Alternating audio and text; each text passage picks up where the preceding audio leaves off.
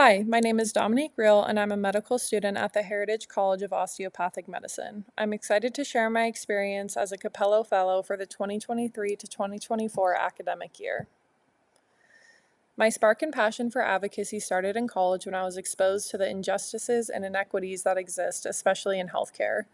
I was inspired by Ruth Bader Ginsburg and learning about her fight for equal rights for women.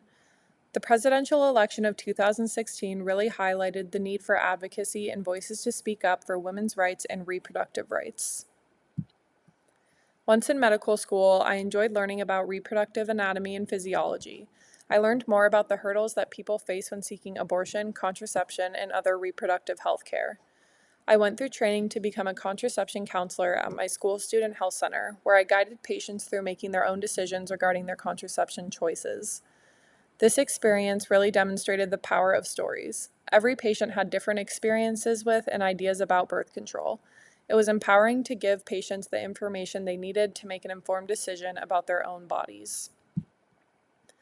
Part of my advocacy journey was also acting as vice president of my school's Medical Students for Choice Club. This really grew my passion for abortion advocacy, and I learned so much, including how to do a manual vacuum aspiration on a papaya model and more about reproductive justice. Joining the Capello Fellowship when I did felt essential, as Roe v. Wade had fallen and Ohio had enacted a 6-week abortion ban. I watched as the right to abortion was threatened, and new advocacy for reproductive rights was needed now more than ever. I was able to protest, fundraise, and network with other organizers through Planned Parenthood of Ohio. During my time with DFA, I acted as co-chair of the Reproductive Rights Subcommittee, which is a part of the Health Justice and Equity Impact area. I enjoyed working with other advocates and learning from them while developing my leadership skills. We spent our time developing talking points for the upcoming election in which abortion is a central issue. We also helped set up some amazing speakers for DFA's National Leadership Conference. Lastly, my co-chair Subjit Sakhan came up with the idea of creating a patient-facing toolkit that helps patients understand different reproductive health care products, such as the abortion pills mifepristone and misoprostol, and the O-pill, which is an over-the-counter birth control. I joined on this project with her, and we are excited to continue to work on it and provide an accessible resource for patients using reproductive health products. Social media played a large role in my advocacy growth this past year.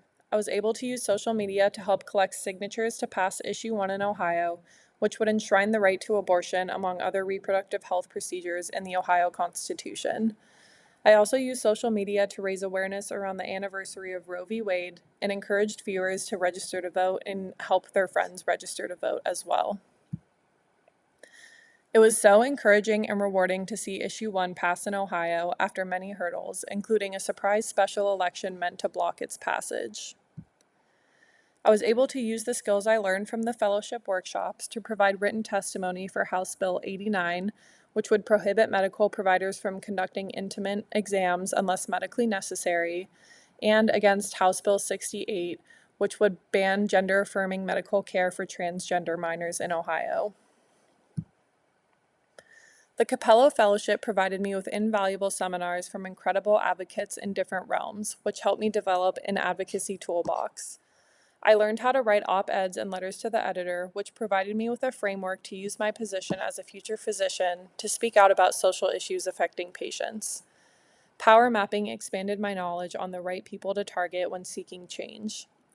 Digital advocacy and organizing inspired me to come up with new and creative ways to engage people on social media about important issues. Lastly, how to effectively meet with legislators was extremely informational, as I have never engaged with legislators before, and the task honestly felt intimidating. However, I now feel more comfortable in preparing for meetings with legislators and can use my advocacy to make an impact on health policy. The many complex issues that our healthcare system face can feel overwhelming, like starting a climb over many mountain passes. But through this fellowship, I learned that you just have to start and look to those who can inspire and help you, like my Capello fellow peers, and you can make real progress in a hard journey. Gaining even a few feet is progress towards a goal, and the ultimate goal is to provide the best patient care to all patients. I gained confidence in my advocacy and learned to believe in my abilities to make change, no matter how small it may feel. Thank you to DFA and everyone involved in the Capello Fellowship.